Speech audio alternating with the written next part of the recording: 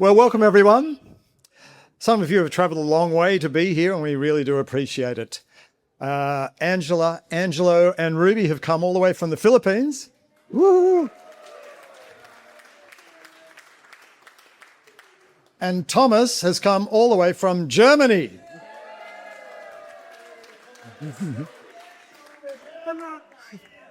But I'd especially like to thank Lewis for being here tonight and making time in his busy schedule. It was a bit touch and go. I mean, he did lock this in a few months ago with his virtual assistant. But as you know, he's a busy man. You can see he's looking a little stressed right now. That's not because of the wedding. It's because he's actually waiting on an offer on a property he's selling. It's coming in tonight. His phone's on silent. But he may have to duck out a few times, so just be ready for that. Anyway, if you guys could all clear out by 8:30, he needs to get that signature on the line and close that deal tonight. Is that okay? Good, thank you. No, just joking. As a toddler, Lewis was incredibly active. We had one of those child harnesses for big events like the Royal Easter Show because he had a habit of just disappearing. He wasn't lost. Apparently, he was prospecting. So I had to keep him on a short leash, literally. Like any 5-year-old, Lewis was fascinated by how big the world was. He'd spent a lot of time on the floor drawing these incredible multi-level cross-section drawings on big sheets of cardboard of the Titanic or shopping centres, high-rise buildings, everything mapped out perfectly. Lewis's first floor plan. That was a real estate job. Okay. Come on, guys. Get with it. Get with it. Get with that switch on. Be the moment. Later, he was the local Pokemon master. We'd come home and find a group of kids waiting in the driveway like it was some organised sporting event, and Lewis was running it. Schedules, scorecards, performance reviews. He's always been a little eccentric, which we probably encouraged, maybe a little too much. School at times struggled to keep up with him. We'd get diary notes home, remember those? Meetings with the teachers, meetings with the principal, and at one point it was mentioned that Lewis needed to decide if school really was the right fit for him.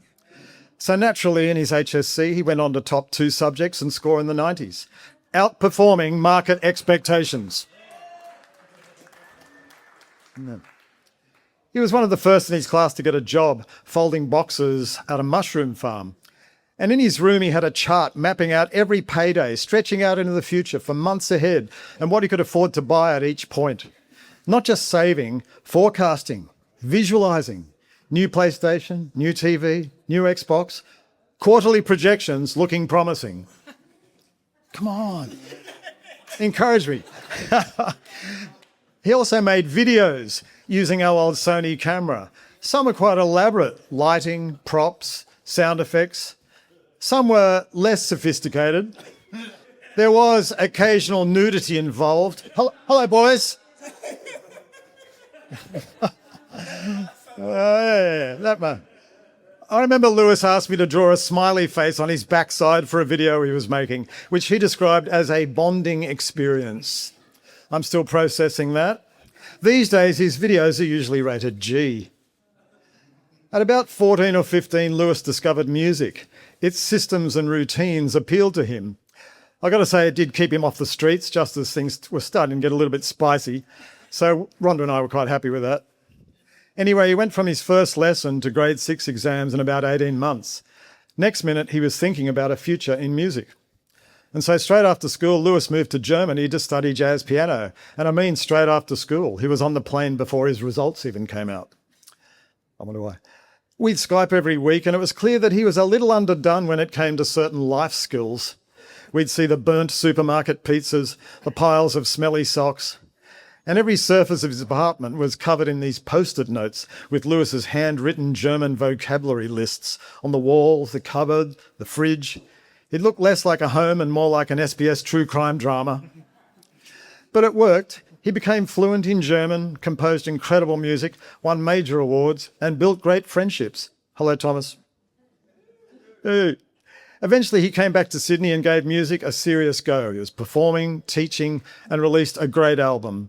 But reality kicked in, and after chasing unpaid gigs and teaching beginners how to play Mary Had a Little Lamb on a battery-operated keyboard in a freezing cold church for 8 hours a day, he realised something had to change. Around that time, we were moving house, and Lewis saw the real estate process up close, including some very questionable agents. And he thought, I could do this better. Look, there were a few good agents. Hello, Brett. Happy birthday, Brett. Yeah. And when Lewis decides to do something, he goes all in. The spreadsheets are unbelievable. I've seen them. I don't understand them, but I have seen them. If you ever need to organise your life, finances, groceries, long-term emotional goals, underwear drawer, he's your man. He'll even slip in the occasional conspiracy theory if you ask him, but just please don't ask him. How lazy is this? Somewhere along the way, Lewis entered the world of online dating, which is a brave place. There were a few relationships. Some had street appeal, but on second viewing, they lacked long-term value. And others just failed the pest inspection.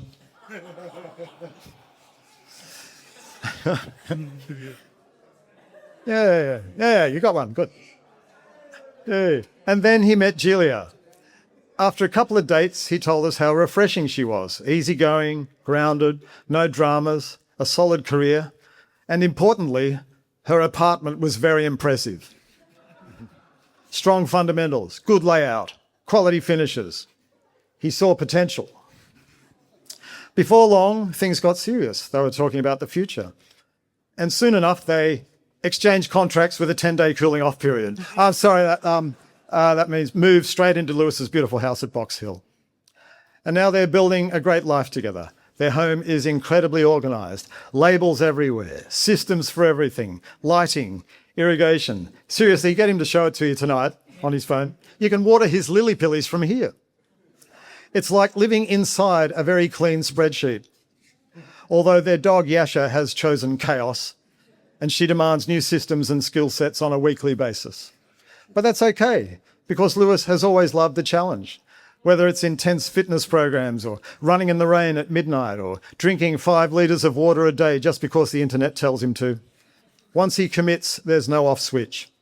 And it's plain that he's committed to you, Jelia. And he's not entertaining any other listings. Real estate joke, come on. So welcome to the family, officially. We're so happy for you.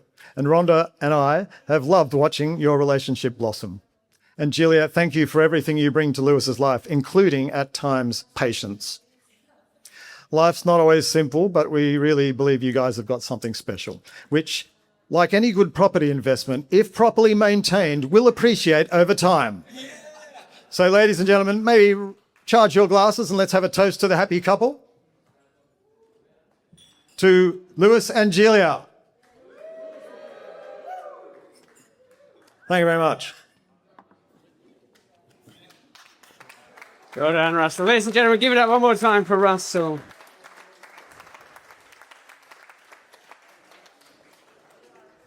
Come on, give it up for Jeffrey! Good evening, everyone. My name is Jeffrey. I'm one of the closest friends of Jelia, and I stand as speaking now on behalf of your family and your friends. As much as I would love to give my message, well, by the way, thanks for putting me next to a good speaker. I don't know, now you're putting me in big pressure, I must say. But in saying that, also thank you to Jelia for throwing me under the bus. Unfortunately, I didn't see the bus coming. So in saying that, I would like to give that honor and privilege to the right person. Who is the closest person to you? I would like to call the mother of our bride, Mrs. Angela Lucero, to please come and join me at the front. And also Jelia's uncle, Angelo.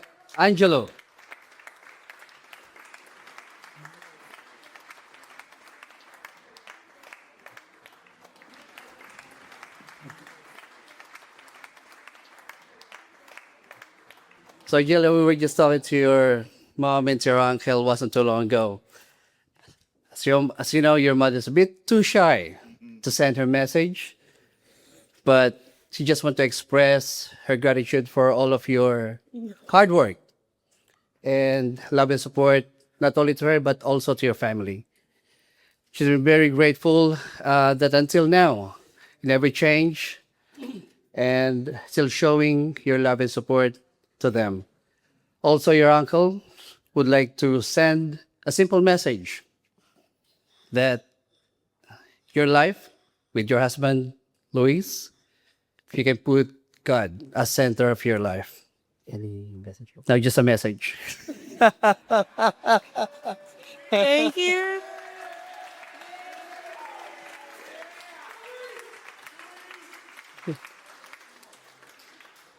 So, on behalf of your family and friends, I would like to congratulate you both on making the greatest decision.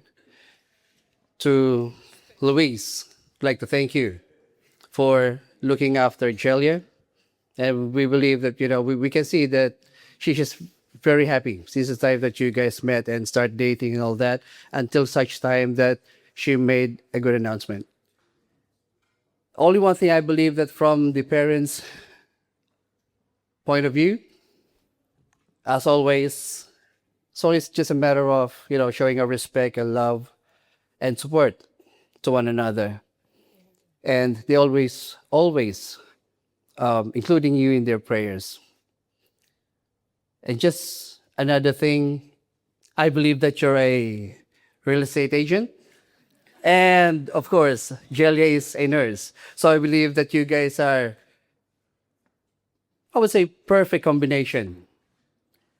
Personality wise, I'm not sure about that. But with your skill set, you're doing well with your negotiation, getting the good deals and all that with your clients. And Jelia, and she's pretty much doing everything, putting her skills to do the care plan. So combining that, with marriage life, there'll be some trials, hurdles, triumph along the way. That's normal. But you're there to negotiate. Jaila's putting everything on the table, all the care plan, everything will work out. It's just a matter of meeting halfway. And we wish you all the best, and may God bless you both. Thank you.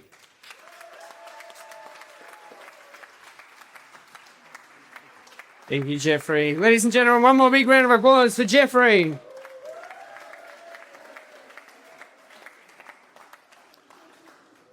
Hi, everyone. Good evening. So, yeah, again, my name is Kim. I'm also Jelia's best friend. We've met 12 years ago at uni. So, we studied nursing again here. So, we're nurses back home. And then we went here, studied nursing again. So, the thing is, like, when we first met, it was very unusual. I usually don't talk to strangers. That's like, I'm like that. So, we were in a line getting our class schedule, and she's just in front of me. So I just like, hey, I'm Kim. What's your name? And from then, we just hanged out, and we had almost all of our schedules together at school. So I think for most of this, we bonded over the shared stress of leaving home, leaving the Philippines, starting a new life in a new country, and studying the same thing again. So we've been roommates, we've been workmates, and for a long time, we're basically together every day. So we did our dreaming together, our growing up together, and survived a lot of nursing shifts together. I remember back then, Jelia used to talk about her biggest dreams and wishes with me. I distinctly recall a conversation that we had years ago where she shared her dream of having a family of her own. She painted a picture of her walking on the beach with her husband, pushing a stroller with her dog beside her. And seeing her today with Lois, it's such a beautiful thing to watch her dream officially coming true. Jelia, you have worked so hard to achieve what you have now, and I'm so proud of you. And Lois, when you came into the picture, I saw a completely new kind of happiness in Jelia. Your love and support, and let's be honest, your immense patience with her truly shows. I think by now you know exactly what I mean. With this, I just hope that you have a good life together filled with endless love, plenty of patience, and a house filled with beautiful kids and laughter. Cheers, everyone. Well done, Kim. Well done. Well done, Kim. Beautiful.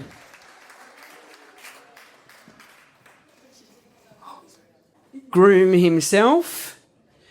So, ladies and gentlemen, give it up a big round of applause for your groom, Lewis.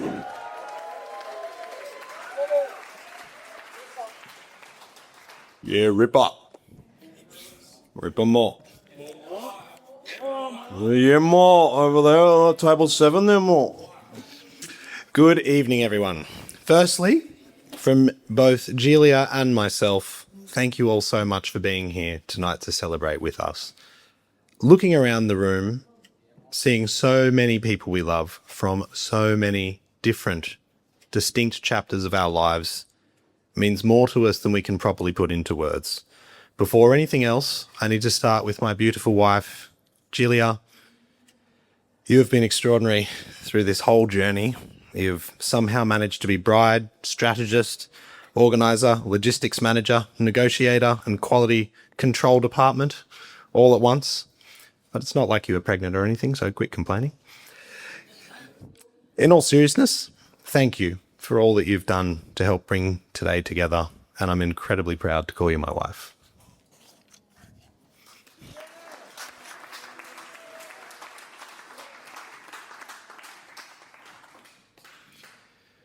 To Jelia's mum, Angela, to Angelo, Ruby, who've travelled from the Philippines to be here, thank you so much. The effort you made to come and celebrate with us means the world. We feel very lucky to have you here.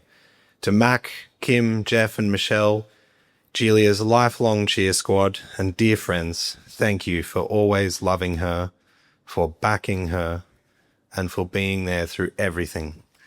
To my own family, Mum, Dad, Lexi, Scott, Jenny and Mickey, Trisha and Rick, Paul, Coralie, Pam and Jim, Andrew, Amanda, Will, Tim, Ben. Thank you all for the love, support and encouragement that you've shown me over the years. I also want to acknowledge my grandparents Noel and Elaine.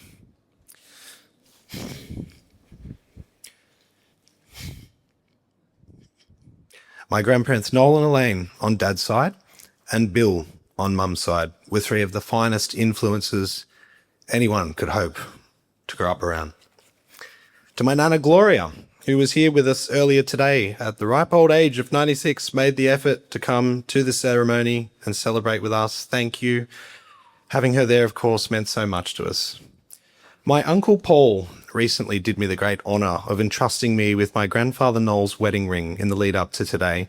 I take great pride in being able to wear it on this special day, and it will be kept within the Stapleton family with the hope that one day it may continue on for generations to come. And there's something beautiful about love carrying forward like that, and we feel that deeply today.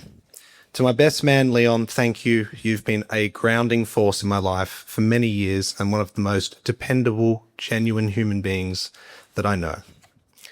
To Thomas Roth, one of my great soulmates, dear friends, flying all the way from Germany to be here, especially with your own pregnant wife waiting back at home. I want you to know how much it means to me. Thank you. To Jake Mason. Are we going to close? Yeah. Okay. Cool, we'll get that done, yeah.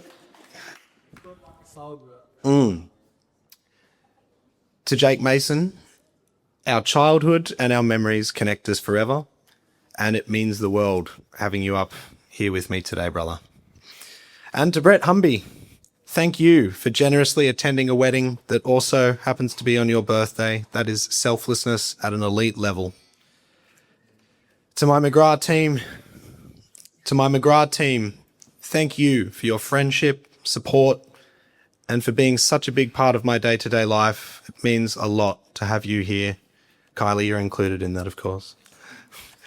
To our bridesmaids and groomsmen, Jake, Leon, Thomas, Kim, Julia, and Hazel, thank you for standing beside us today and helping make this whole experience so special. And to everyone who helped bring today to life, Craig, our illustrious MC for this evening, the Baker Boys Band, of course, helmed by Beck and James, Ray and Maury from Dreamlike Media, Emma and Meg, our coordinators, and all of the other incredible vendors.